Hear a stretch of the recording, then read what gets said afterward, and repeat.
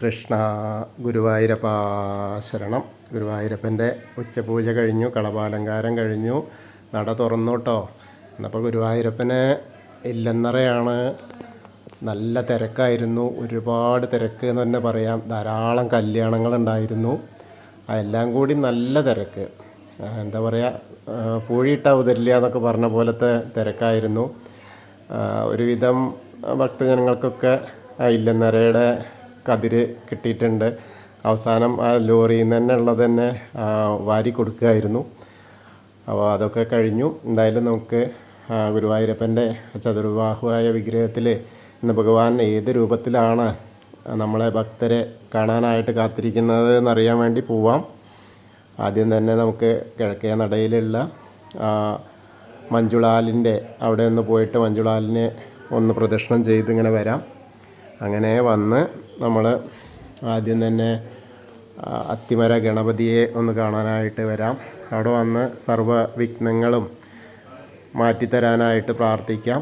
പിന്നെ അങ്ങനെ വന്ന് നമുക്കവിടെ മ്യൂസിയം ഉണ്ട്. ആ മ്യൂസിയത്തിലൊക്കെ ഒന്ന് കയറിയിട്ട് ധാരാളം കാഴ്ചകൾ കാണാം. പഴയ ഗുരുവായൂരത്തെ പ്രധാനം, അതായത് കേശവൻ്റെ പല്ല്, അതുപോലെ ഒറ്റ രൂപ കൊണ്ടുള്ള ഗുരുവായൂരപ്പ വിഗ്രഹം ഉണ്ടാക്കിയത് മോഹൻലാലിൻ്റെ, അങ്ങനെയൊക്കെയുള്ള ഒരുപാട് കാര്യങ്ങൾ, അതേപോലെ ഭാഗവതം, അങ്ങനെയൊക്കെയുള്ള ഒരുപാട് കാഴ്ചകൾ അതിൻ്റെ ഉള്ളിൽ കാണാനുണ്ട്. ആ അത്തിമര ഗണപതി ക്ഷേത്രത്തിൻ്റെ, അതായത് മേൽപ്പത്തൂർ ഓഡിറ്റോറിയത്തിൻ്റെ പുറകിലാണ് കേട്ടോ അത്തിമര ഗണപതി ക്ഷേത്രവും മ്യൂസിയവും. അപ്പോൾ അത് വരുന്നവർ കണ്ടില്ലെങ്കിൽ അതൊന്ന് കാണാൻ ശ്രമിക്കുക. അങ്ങനെ നല്ലൊരു അറിവുകളാണ്, പഴയ കാലത്തുള്ള അറിവുകളൊക്കെ നമുക്ക് കിട്ടും. അത് കഴിഞ്ഞാൽ നമുക്ക് ആ ഗോപുരവാതിൽ കടന്ന് അകത്തേക്ക് ഇങ്ങനെ പ്രവേശിക്കാം.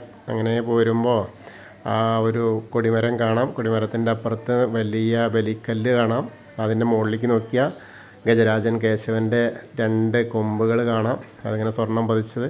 അതിന് നടുക്കായിട്ട് ലക്ഷ്മി ദേവീനെ കണ്ട് തൊഴാം. പിന്നീട് നമ്മളിങ്ങനെ കാണാൻ പോകുന്നത്, കയറുമ്പോൾ വാതിൽപ്പടി കയറുമ്പോൾ ഇടത്തെ സൈഡിലേക്ക് നോക്കിയാൽ മേൽപ്പത്തൂർ നാരായണ ഭട്ടതിരി ഇരുന്ന് എഴുതിയ, നാരായണി എഴുതാനിരുന്ന, ഭജിക്കാനൊക്കെ ഇരുന്ന കല്ല് കാണാം, പീഠം കാണാം. അവിടെ കിടാവിളക്ക് ഇങ്ങനെ കത്തി നിൽക്കണു. അങ്ങനെ കണ്ട് വലതേ ഭാഗത്തുള്ള ആദ്യത്തെ ആ ഒരു തൂണ് കാണാം. ആ തൂണിൻ്റെ മുകളിൽ നരസിംഹാവതാരം കാണിച്ചു കൊടുത്തു എന്ന് പറയപ്പെടുന്ന ആ തൂണ് കണ്ട് തൊഴാം. പിന്നെ നമ്മൾ ഭഗവാന്റെ ശ്രീലകത്തേക്ക് ഇങ്ങനെ നോക്കുമ്പോൾ വളരെ മനോഹരമായിട്ടുള്ള കാഴ്ച. ഇന്നിപ്പോൾ എന്താ പറയുക, ഇല്ലെന്നറയാണ്, ആ നിറയുടെ ആ ഒരു ഇതൊക്കെയാണ് അവിടെ കാണുന്നത്. ആദ്യം തന്നെ ഭഗവാന്റെ കാൽപാദങ്ങൾ കാണുന്നു. 2 കാൽപാദങ്ങൾ കാണാണ്ട്, കാൽവിളകൾ കാണാണ്ട്. ചെറിയൊരു കുഞ്ഞുണ്ണി കൃഷ്ണനാട്ടോ, ചെറിയ ഉണ്ണി. ആ ചതുർബാഹുവായ വിഗ്രഹത്തിൽ എത്ര ചെറുതായിട്ടാ വെച്ചിട്ടാ, വളരെ ചെറിയ ഒരു കാഴ്ചയാണ്. ചെറിയ ഉണ്ണിക്കണ്ണൻ അങ്ങനെ പട്ടുകോണൊക്കെ കൊടുത്ത് അരമണി കിങ്ങിണിയൊക്കെ ഇങ്ങനെ ചാർത്തിയിട്ട് ഇങ്ങനെ കാണാണ്ട്, മുകളിലിങ്ങനെ ചെറിയ വളയം പോലത്തെ മാല, പതക്കം പോലത്തെ മാല, അങ്ങനെ 2 മാലകൾ കാണാണ്ട്, കൈവളകൾ, തോൾവളകൾ കാണാണ്ട്. വലത്തെ കയ്യിൽ ഓടക്കുഴലുണ്ട്, ഇടത്തെ കയ്യിൽ നിന്ന് കതിരാട്ടോ, നെൽക്കതിരുണ്ട്. നെല്ലെന്നറയാണ് ആർക്കൊക്കെ വേണ്ടത്. എനിക്ക് കിട്ടിയല്ലോ എന്നുള്ള ആ ഒരു പറച്ചിലാണ്. എനിക്കും കിട്ടിയല്ലോ എന്ന്. എനിക്കും നെല്ലെന്നറയുടെ നെൽക്കതിര് കിട്ടിയിട്ടുണ്ടല്ലോ, എൻ്റെ കയ്യിലും ഉണ്ടല്ലോ എന്ന്. ആർക്കൊക്കെ വേണ്ടിച്ചാൽ തരാട്ടോ എന്നാ. സർവ്വ ഐശ്വര്യപ്രധാനമായിട്ടുള്ള ആ ഇല്ലെന്നറയുടെ നെൽക്കതിരും പിടിച്ചും കൊണ്ട് നിൽക്കുക. എനിക്ക് തോന്നുന്നത് അവിടെ വെച്ചിട്ട് ആ ഇല്ലെന്നറയ്ക്ക് വേണ്ടിയിട്ട് ഉള്ള കറ്റകളൊക്കെ പൂജിച്ചപ്പോൾ അതൊന്നും എടുത്തതാണെന്ന് തോന്നുന്നുണ്ടേ. അദ്ദേഹം നമ്മുടെ നാരായണൻ, ഉണ്ണിക്കണ്ണൻ അതെടുത്ത് വെച്ചതാണ്. എന്തായാലും നല്ല രസമായിട്ടുള്ള അലങ്കാരം. പിന്നെ പൊന്നിൻ്റെ കിരീടം ചാർത്തിയിട്ടുണ്ട്. ആ കിരീടത്തിൻ്റെ മുകളിൽ തിരുമുടിമാലകൾ ചാർത്തിയിട്ടുണ്ട്. 2 തിരുമുടിമാലകളാണ്. വെളുത്ത പൂവും തെച്ചിയായിട്ടുള്ളത് തന്നെയാണ്, അതേപോലെ തന്നെ 2. പിന്നെ വലിയ ഉണ്ടമാല. ഉണ്ണിക്കണ്ണൻ ചെറുതാണ്, പക്ഷേ ഉണ്ടമാല വലുതാണ്, നല്ല തടിച്ചുരുണ്ട ഉണ്ടമാല. അതെങ്ങനെയാ വെച്ചാൽ ആ വെളുത്ത പൂവിന് നല്ല പ്രാധാന്യമുണ്ട്, ഒരുപാട് കൂടുതലുണ്ട്. പിന്നെ ഇടയ്ക്ക് തെച്ചി, അങ്ങനെയുള്ള ആ വെളുത്ത പൂവ് ഇങ്ങനെ ധാരാളം കാണാനുണ്ട്. വെളുത്ത പൂവും തെച്ചിയുമായിട്ടുള്ള ആ ഒരു ഇത്. പിന്നെ മുകളിൽ വിധാനമായിട്ട് കണ്ണന് ഏറ്റവും പ്രിയപ്പെട്ട ആ തുളസിമാലകൾ ധാരാളമുണ്ട്. അപ്പോൾ അങ്ങനെ കാണാൻ നല്ല രസമാട്ടോ. അപ്പോൾ ഭഗവാനെ കണ്ട് പ്രാർത്ഥിച്ചോളൂ. നമ്മൾ ആ സോപാനപ്പടിയിൽ നിന്ന് പ്രാർത്ഥിക്കുകയാണ്. ഭഗവാന്റെ ശ്രീലകത്തേക്ക് നോക്കിയിട്ട് പ്രാർത്ഥിക്കുകയാണ്. എല്ലാവരും മനസ്സുകൊണ്ട് പ്രാർത്ഥിച്ചോളൂ. ഗുരുവായൂരപ്പൻ്റെ സന്നിധിയിൽ നിന്നിട്ട് ആ ഇല്ലന്നറയുടെ ആ ഒരു കാഴ്ച കണ്ടുകൊണ്ടിരിക്കുകയാണ് എന്ന് വിചാരിക്കുക. അങ്ങനെ കണ്ട് നമ്മൾ അവിടുന്ന് ഇറങ്ങുകയാണ്. ഇറങ്ങിയിട്ട് നേരെ നമ്മൾ ആദ്യം കാണുന്ന ആ ഒരു ബലിക്കല്ല്, അഗ്നികോണിലുള്ള ബലിക്കല്ല് നോക്കിയിട്ട് തൊഴുതു. പിന്നെ തിടപ്പള്ളി നോക്കി തൊഴുതു. അതേപോലെ തന്നെ നേരെ നമ്മൾ കാണുന്നത് വേറെ ആ ഒരു ചുമരിൻ്റെ മുകളിലത്തെ ആലിലക്കണ്ണനെ കണ്ട് തൊഴാം. പിന്നെ സപ്തമാതാക്കളെ കണ്ട് തൊഴാം. അങ്ങനെ ഗണേശൻ്റെ അടുത്തേക്ക് വരികയാണ്. ഗണേശൻ്റെ അടുത്ത് വരുമ്പോൾ അവിടെ നിന്ന് നല്ല രസമായിട്ട് നല്ല സൗന്ദര്യത്തിലാണ് ഗണപതി ഇരിക്കുന്നത്. ഇന്നലെ ഇപ്പോൾ ആ ഒരു എന്താ പറയുക, നിമഞ്ജനം ചതുർത്ഥിയൊക്കെ കഴിഞ്ഞിട്ട് പിറന്നാളൊക്കെ കഴിഞ്ഞതിൻ്റെ ആ ഒരു ഉല്ലാസം എപ്പോഴും മുഖത്ത് കാണാണ്ട്. അപ്പോൾ നല്ല തെളിച്ചത്തിൽ തന്നെയാണ് ഇരിക്കുന്നത്. നല്ല അഴകോട് കൂടിയിട്ടാണ് ആ ഗണപതി നമ്മളെ കാത്തിരിക്കുന്നത് അനുഗ്രഹിക്കാനായിട്ട്. അപ്പോൾ നല്ല രസമായിട്ടുള്ള കാഴ്ച. അപ്പോൾ എല്ലാവരും പ്രാർത്ഥിച്ചോളൂ കേട്ടോ. ഏകദന്തം മഹാകായം തപ്തകാഞ്ചന സന്നിഭം ലംബോദരം വിശാലാക്ഷം വന്ദേഹം ഗണനായകം. അത് കഴിഞ്ഞ് സരസ്വതി അറയിലേക്ക് നോക്കുക. ആ കിടാവൾക്ക് ഇങ്ങനെ കത്തിരിക്കുന്നുണ്ട്.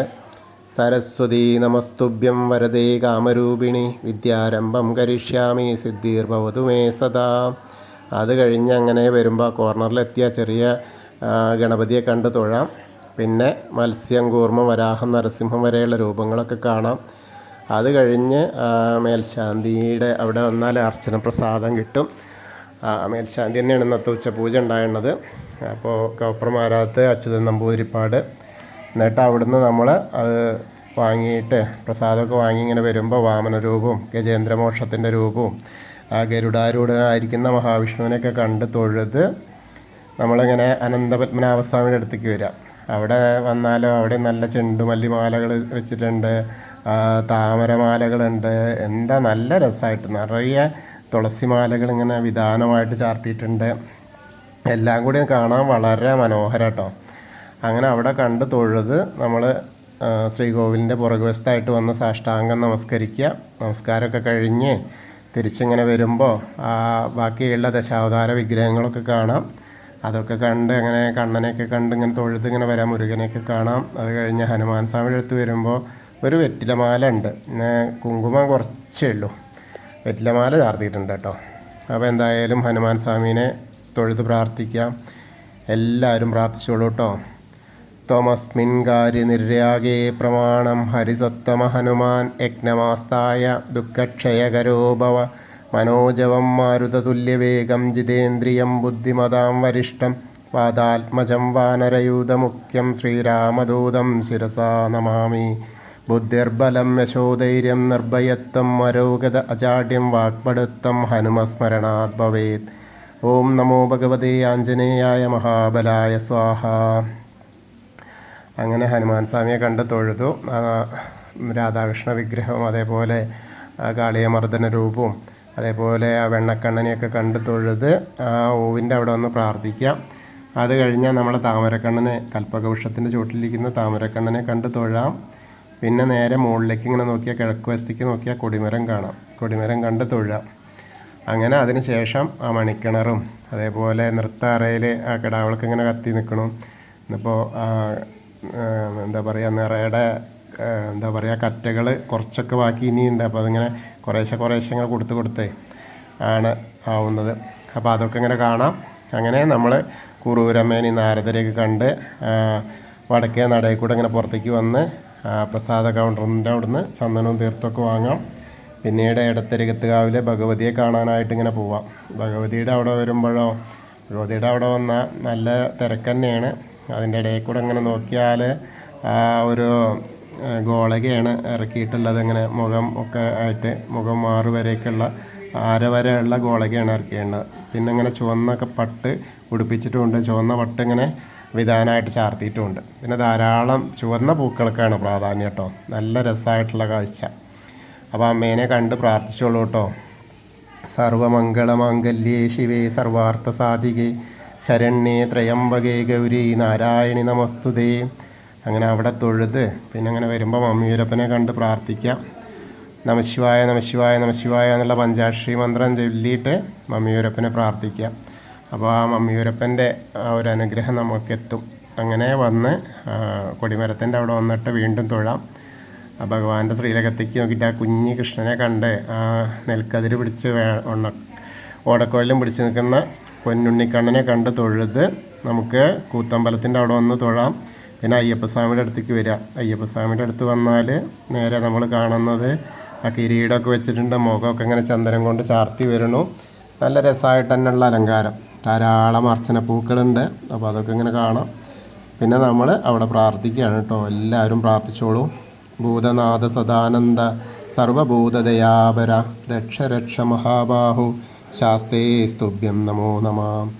അങ്ങനെ അവിടെ വന്ന് തൊഴുത് പ്രദക്ഷിണമായിട്ട് വന്ന് പടിഞ്ഞാറ നടയിലെത്തിയ ദീപസ്തംഭത്തിൻ്റെ മുകളിലുള്ള വേണുഗോപാലിനെ കണ്ട് തൊഴാം. പിന്നീട് നമ്മൾ നേരെ കൊടിമരത്തിൻ്റെ മുകളിലേക്ക് നോക്കിയാൽ ഗരുഡധ്വജനെയും കണ്ട് തൊഴുത് പടിഞ്ഞാറ നടയിൽ കൂടെ പുറത്തേക്ക് വരാം. വന്ന് നമ്മൾ ആ രുദ്രതീർത്ഥക്കുളത്തെ ഒന്ന് പ്രദക്ഷിണം ചെയ്യാനായിട്ട് പോരാം. അങ്ങനെ പ്രദക്ഷിണം ചെയ്യാനായിട്ട് വരുമ്പോൾ നടുവിലുള്ള കാളിയമർദ്ദന രൂപത്തെ കാണാം.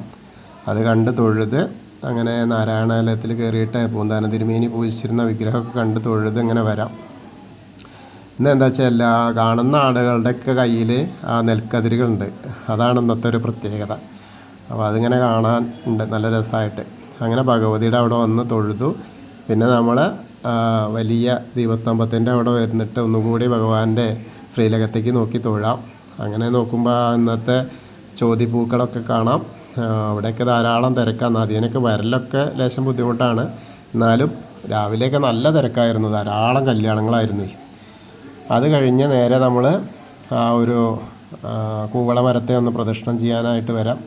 അങ്ങനെ പ്രദക്ഷിണം ചെയ്യുമ്പോൾ മഹാദേവനും പാർവതീദേവിനെയൊക്കെ കണ്ട് പ്രാർത്ഥിക്കുക മനസ്സിൽ.